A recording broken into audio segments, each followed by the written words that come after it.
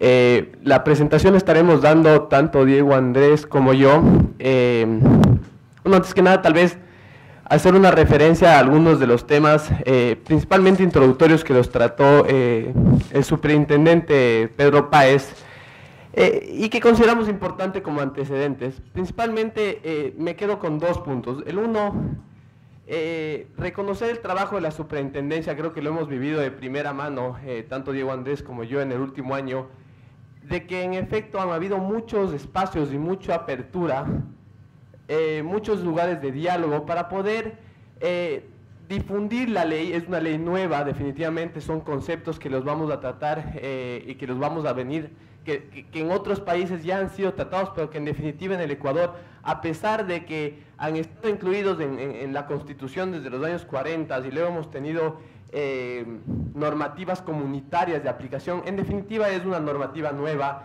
cuyos principios, cuyas normas va a tomar un tiempo hasta que la gente comience a practicarlas. Sin embargo, estos espacios son justamente esos espacios en donde la gente debe tener esta apertura, debe tener el lugar para consultarlo, para conocerlo, porque en efecto, y allá es a donde voy, el desconocimiento de la ley no va a eximir de responsabilidad. Entonces, el día de mañana, cuando podamos encontrarnos con las sanciones, es decir, yo creo que no podemos atribuir a un desconocimiento de la ley o que no se ha hecho el trabajo de esparcir o difundir las normas de competencia en el país. Eso uno. Y lo segundo, el superintendente hablaba de temas neurálgicos. En efecto, consideramos que hay temas muy neurálgicos y uno de ellos, principalmente en el sector alimenticio, es la práctica dentro de los gremios. Cuando fuimos invitados acá y se nos pidió que tratemos un tema, definitivamente consideramos muy importante que dentro del marco de la competencia tratar la actividad gremial. ¿Por qué la actividad gremial? Porque definitivamente es una práctica que a lo largo de mucho tiempo en el Ecuador ha estado atada a varios elementos, muchos de ellos muy válidos, muchos de ellos elementos que en definitiva fomentan la competencia, que fomentan el crecimiento de la industria, y otros que tal vez por desconocimiento o tal vez por falta de aplicación de una normativa podrían caer en ilegalidades. Es así como estos puntos neurálgicos pueden caer dentro de esta actividad gremial y se puede convertir en un foro, como lo veremos más adelante, en el cual en definitiva el hecho de que confabulen o que estén presentes varios competidores puede dar lugar a prácticas que pueden caer dentro del marco de lo anticompetitivo. Lo primero, voy a hablar un poco de cómo la ley de control de poder de mercado les define a los gremios y cuál es el rol que les da a los gremios y asociaciones empresariales como tales. El artículo 2, que habla sobre el ámbito, somete a la ley, a las disposiciones de la ley, todos los operadores económicos, que como bien conocemos, creo que están bastante bien definidos, sean personas naturales o jurídicas, públicas o privadas, nacionales y extranjeras, con o sin fines de lucro, que actual o potencialmente realicen actividades económicas en todo o en parte del territorio nacional, así como los gremios que las agrupan. Es importante enfatizar que, a diferencia de otras legislaciones en las cuales la actividad gremial de cierta manera está implícita en que cae dentro de los operadores económicos, la legislación ecuatoriana en la ley de control de poder del mercado las ha definido de manera expresa, es decir, no ha dejado que por un análisis del espíritu de la norma evidentemente caigan como operador económico un gremio, sino que lo ha decidido definir expresamente en su artículo 2.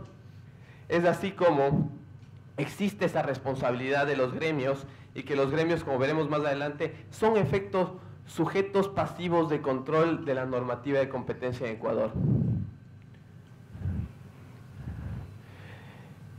El artículo 77 de la ley ya habla un poco más de la sanción, y perdonen que comience por las sanciones, pero considero que es importante aterrizar justamente para aquellos que son parte de una agremiación, que es tan común en el mercado y en el sector alimenticio, conocer que también están sujetos a multas no solo los operadores económicos, como los podemos haber definido y como todos los conocemos, de empresas, compañías que se dedican con o sin fines de lucros, como lo pudimos ver anteriormente, sino que el artículo define que cuando se imponga una multa a una asociación, unión o agrupación de empresas o operadores económicos y esta no sea solvente, la asociación estará obligada a recabar las contribuciones de sus miembros hasta cubrir el importe de la multa.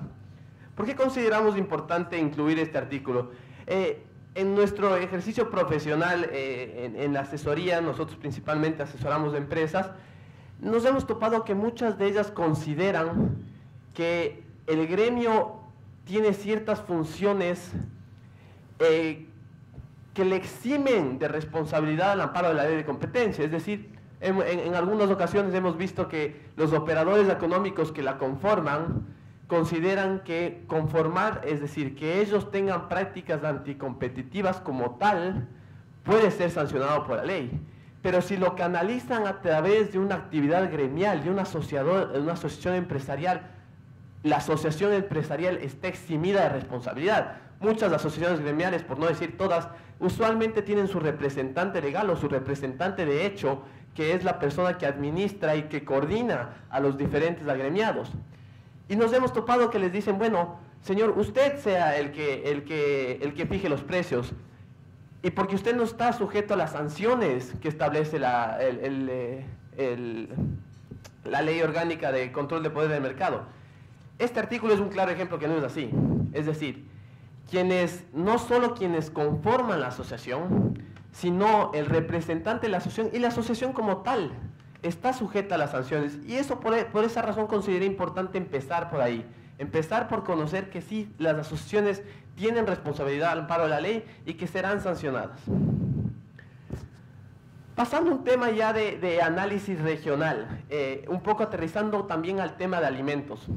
En semanas anteriores tuvimos una charla en la Superintendencia de Control de Poder del Mercado, en el que se habló en un mercado en particular y se habló de las prácticas facilitadoras. ¿Por qué es importante hablar de las prácticas facilitadoras y sobre todo aterrizarlas al tema del mercado de la industria de los alimentos?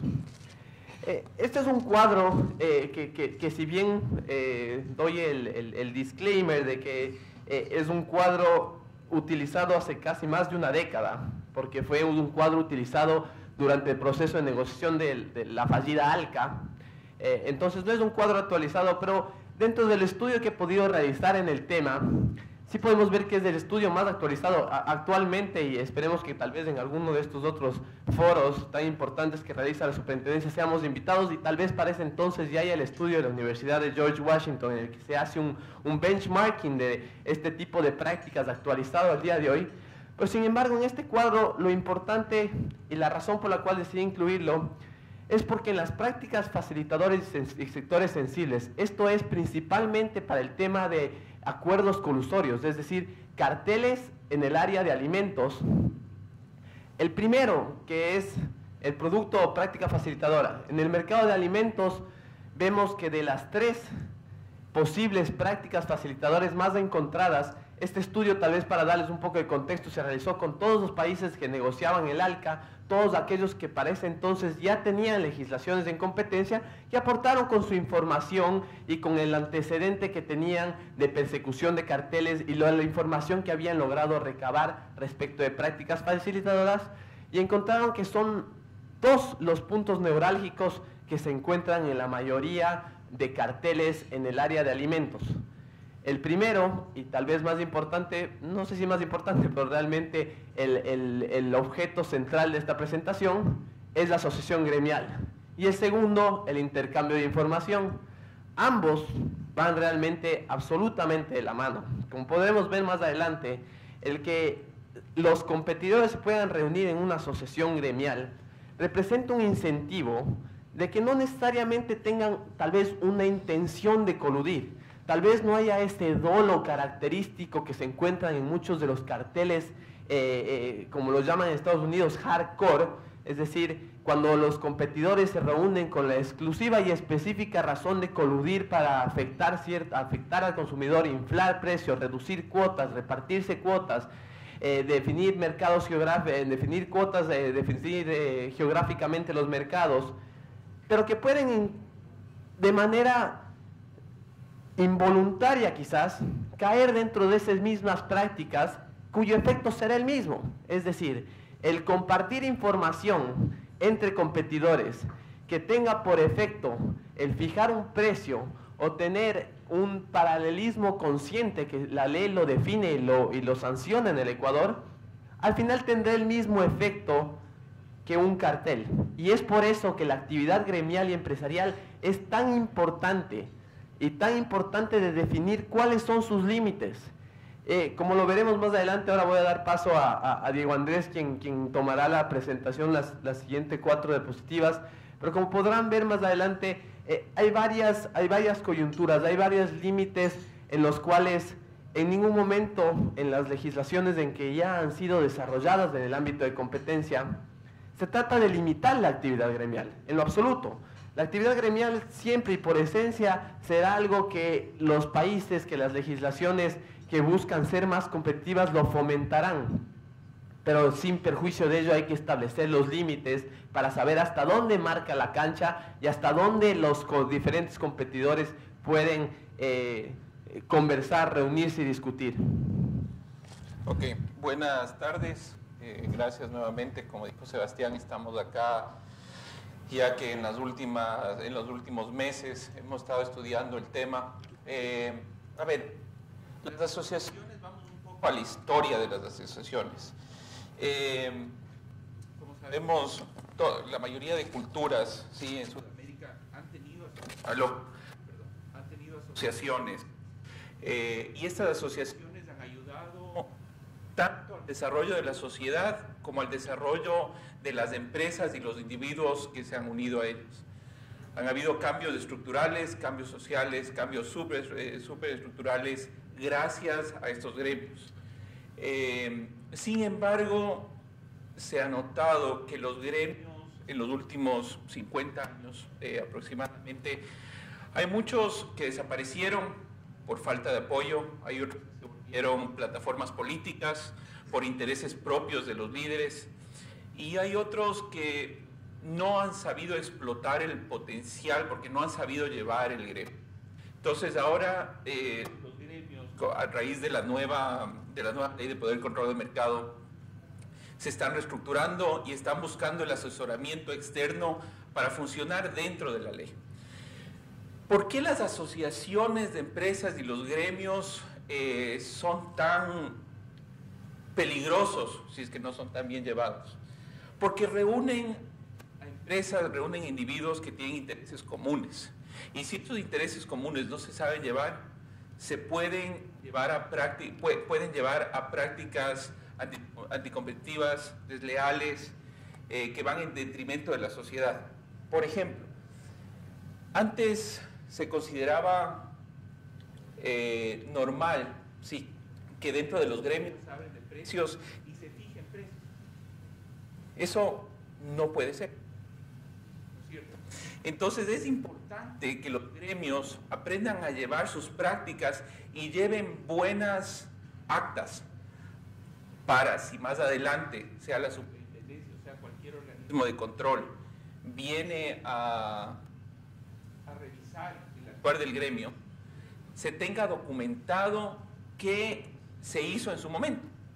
Es igual que en las empresas, por ejemplo, las actas de directorios, las actas de comités, se llevan no solo por un control interno y no solo para ver cuál fue la decisión en su momento que llevó a algún hecho, sino también los gremios tienen que aprender a llevar esas actas, ¿no es cierto? Ciertas prácticas comerciales y contractuales que en el pasado podían ser vistas como normales, pueden estar ahora consideradas anticompetitivas, desleales y abusivas. Entonces, le voy a pasar el micrófono a Sebastián para que entendamos de esto. Aquí hay varios estudiantes, ¿no?, que en el futuro van a ser líderes. Entonces es importante que ustedes tomen conciencia de qué se puede y qué no se puede hacer. Sebastián. En esa misma línea, como mencionaba anteriormente, en efecto, hay una delimitación de la cancha. Las asociaciones gremiales deben conocerlas Y yo creo que donde está el verdadero reto es en lograr cambiar la idiosincrasia y la cultura que se tiene en el Ecuador a raíz de una falta de aplicación de la ley, una falta de legislación en materia de competencia, en que puedan dar ese paso, esa transición, a poder tener una práctica gremial que sea beneficiosa para sus miembros, que sea fructífera, que les ayude a crecer, que les ayude a consolidarse, que les ayude a ser más competitivos, incluso no solo en el mercado interno. Hemos visto que los gremios son una plataforma muy importante de tecnificación que podría catapultar a ser más competitivos en la exportación. ¿Cuáles son estas prácticas que usualmente tienden a estar en las mesas de discusión de los gremios y que en efecto a partir de la expedición de la ley e incluso antes con la decisión de la CAN que estaba vigente y que estaba siendo materia de control por parte del Ministerio de Industrias a través de la Secretaría de Competitividad? Voy a dar un par de ejemplos nomás de lo que encontramos en la propia ley. Repartir concertadamente clientes, proveedores o zonas geográficas.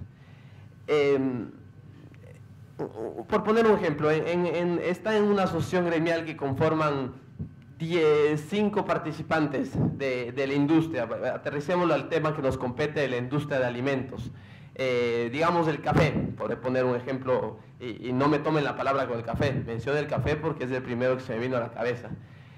Si es que están 5 competidores reunidos en la asociación cafetera y deciden, mira, yo en toda la zona, la región sur, realmente tengo ya posesionado mi producto y a mí realmente no me interesaría tanto pagar transporte para entrar en la región del norte, donde sé que tú, compañero o competidor, tienes ya muy posicionado tu producto. ¿Por qué no llegamos a un acuerdo acá, en este medio de discusión que es la asociación gremial, de yo no poner publicidad, por no decir el tema más claro que es yo no voy a competir en tu mercado, porque eso evidentemente es ilegal, digamos, yo no voy a promocionarme, yo no voy a poner pancartas publicitarias en el norte, no voy a poner pancartas publicitarias en el Carchi, en Ibarra, consideremos Quito el norte, y tú por el otro lado no me pongas en el Austro, no me pongas en Cuenca, no me pongas en Azogues, no me pongas en Loja.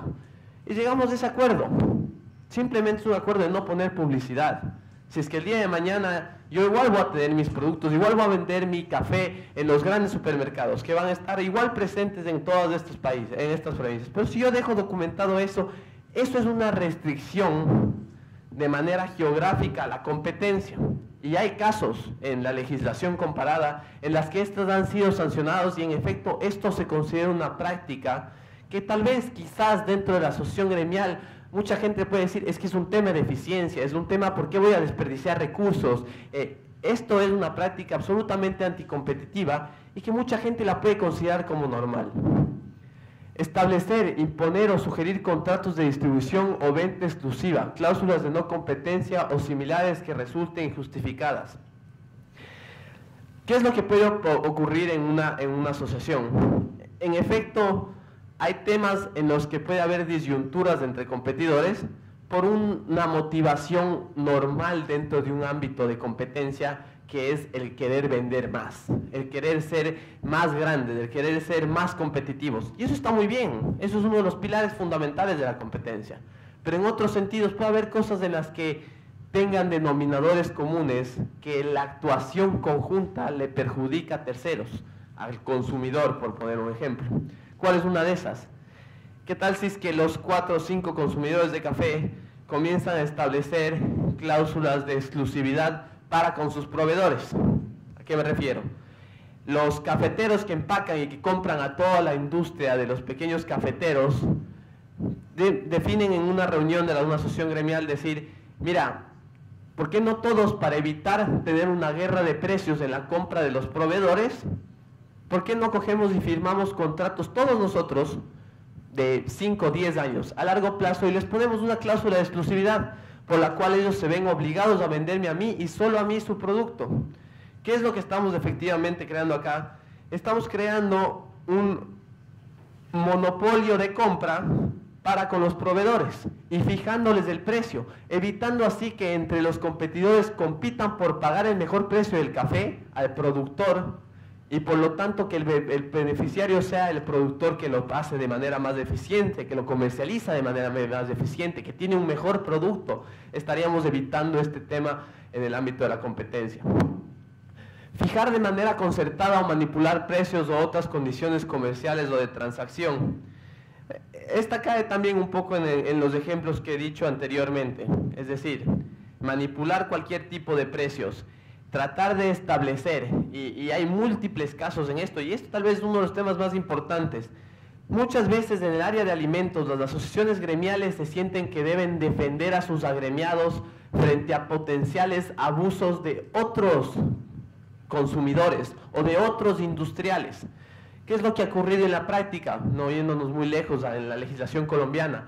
Hemos visto que asociaciones gremiales de pequeños, no ni siquiera de pequeños productores, de productores de productos agrícolas, en respuesta a prácticas abusivas de los industriales, han decidido concertar el precio de venta.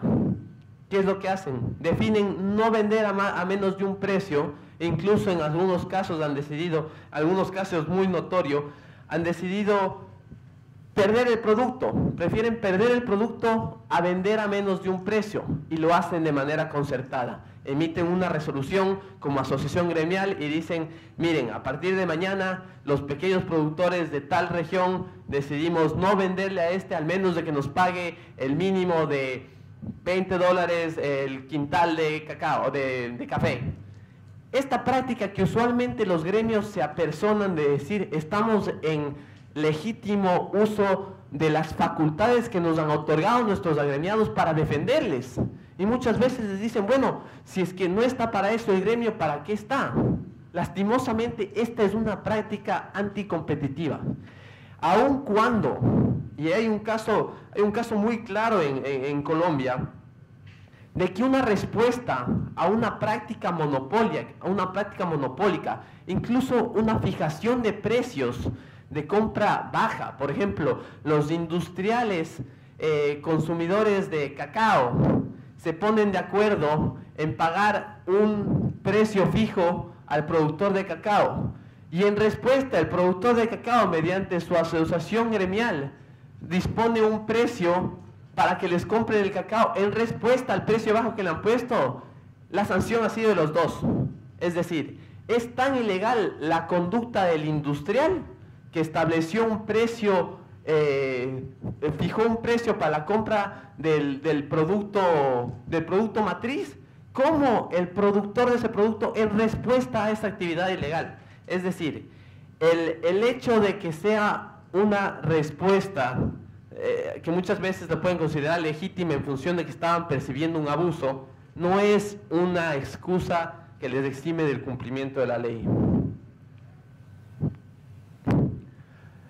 Finalmente, los acuerdos y prácticas prohibidas, que yo creo que están claramente definidas en la ley y que simplemente es más claro cuando se aterrizan a que estén varios competidores, como lo había mencionado Diego Andrés. ¿Qué es lo que dice el artículo 11? Están prohibidos todo acuerdo, decisión o recomendación colectiva, importante, porque muchas veces no es ni siquiera una decisión, puede llegar a ser una recomendación dada dentro de la actividad gremial para que esto ya sea ilegal, o práctica concertada, o conscientemente paralela, y en general, todos los actos o conductas realizados por dos o más operadores económicos de cualquier forma manifestados, relacionados con la producción e intercambio de bienes o servicios, cuyo objeto o efecto sea o pueda ser impedir, restringir, falsear o distorsionar la competencia o afecte negativamente a la eficiencia económica o el bienestar general. A mí personalmente me parece un artículo excelentemente redactado y muy claro. Cuando en algún momento tenemos que decir, bueno, ¿dónde rayamos la línea? Nosotros no podemos tener un abogado todo el tiempo que nos diga eso sí, eso no. Creo que esto debería ser la misión y objeto en efecto de cumplimiento de la normativa de competencia para todo gremio. Es decir, cuando estén reunidos entre diferentes competidores y estén intercambiando información, que en muchos casos puede ser muy válida y muy productiva, yo recomiendo que aterricen este artículo y simplemente lo revisen. ¿Estamos sugiriendo de alguna manera algo que pueda restringir la competencia? ¿Estamos compartiendo información delicada que puede ayudarnos a tener un paralelismo consciente? Es decir, siempre aterrizando este artículo a la normativa, yo creo que las prácticas pueden fluir de mejor manera y podemos mantener unas mejores y más estructuradas prácticas dentro del marco de la competencia, dentro de lo que viene a ser la actividad gremial. Ok, bueno, para terminar, vamos a ver un poco, bueno, ya habíamos visto el ámbito, habíamos visto el artículo 77, pasemos a las conclusiones. Bueno, una cosa antes de pasar a las conclusiones. Sebastián estaba hablando, por ejemplo, de la fijación de precios, que en el corto plazo le puede ayudar a una empresa o le puede ayudar a un productor, pero en el largo plazo pierden competitividad, porque el mundo va a seguir desarrollándose, las tecnologías van a seguir desarrollándose, y si estamos acostumbrados a recibir un precio fijo, mínimo, por nuestro producto, nos vamos a relajar, y ese relajar nos va a hacer perder la competitividad a largo plazo. Entonces ese es uno de los problemas. En cuanto a las conclusiones, vemos que obviamente el gremio, la asociación, corre mucho peligro de transgredir normas de competencia, por lo cual es indispensable hacer una buena difusión de la normativa dentro de la asociación, para no caer en esas prácticas, ¿no es cierto? Bueno, Sebastián ya habló de la decisión referente a fijar precios y cómo eso puede afectar al mercado. Vamos aquí. Invertir en la capacitación y asesoría en materia de competencia es definitivamente una buena práctica. Es bueno que vengan expertos de nuestro gremio, analicen las prácticas. De ser necesario, se sugiera un compromiso de cese con las autoridades, si es de ser el caso. Y si es que hay alguna práctica que hay que cambiar, se la cambia. Inclusive, si la misión y la visión del gremio y la asociación debe ser cambiada, es del momento de cambiar. Es el momento de cambiarla antes de que llegue la superintendencia o cualquier organismo de control y tengamos una sanción. El rol de los gremios y las asociaciones es difundir entre los asociados las mejores prácticas en el marco del derecho a la competencia a fin de promover una sana competencia entre sus miembros, previniendo así potenciales sanciones por parte del organismo de control. Creo que ese es un mensaje que debemos mantener después del día de hoy.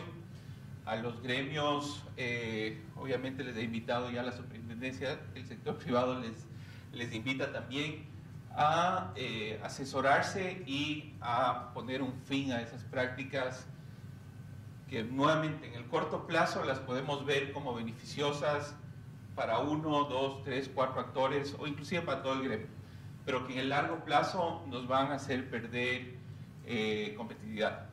Por último, ejemplos de buenas prácticas dentro de los gremios. Vamos a hablar de un gremio cafetero en Colombia, por ejemplo, que a más de transmitir la tecnología y a más de promocionar su producto a nivel mundial, ustedes han visto que han creado una marca a nivel mundial, el Café de Colombia, por ejemplo, tienen un fondo, ellos de inversión, para que en momentos difíciles, en momentos en que los precios mundiales estén de caída o que lleguen a tener algún tipo de plaga, por ejemplo, ese fondo les ayuda a subsistir hasta que pase la mala época. También les ayuda, por ejemplo, a sobrevivir después de su jubilación. Entonces son ejemplos de prácticas que se ha visto a nivel mundial han funcionado. Aquí, por ejemplo, en Guayaquil, el gremio de los plomeros y gasfiteros, muy pocos los conocerán. Es un gremio que está presente, si mal no recuerdo, casi 100 años. Es un gremio que se ha cuidado, que ha cuidado los intereses, que hace, hablando de la responsabilidad social que mencionaban hace un momento el funcionario del Servicio de Rentas Internas. Ellos adoptaron sus prácticas para cuidar de sus asociados, de los hijos de sus asociados, y al final del día han subsistido, han hecho convenios con empresas privadas, se han logrado capacitar. Entonces, hay cómo. El tema es que haya la voluntad de los líderes gremiales de cambiar las prácticas. Eso es todo y muchas gracias a la Superintendencia por invitarnos y a todos ustedes por estar aquí presentes.